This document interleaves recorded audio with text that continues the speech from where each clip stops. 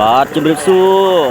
បងប្អូនទាំងអស់គ្នាដែលគាំទ្រនៅ Channel YouTube របស់ខ្ញុំបាទថៃនរៈ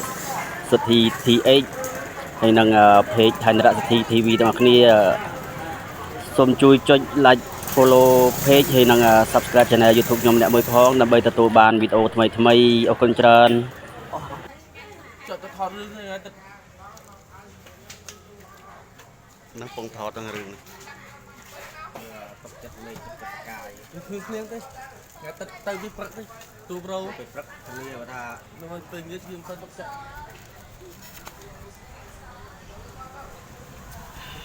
អត់ស្អាតស្អាតគឺ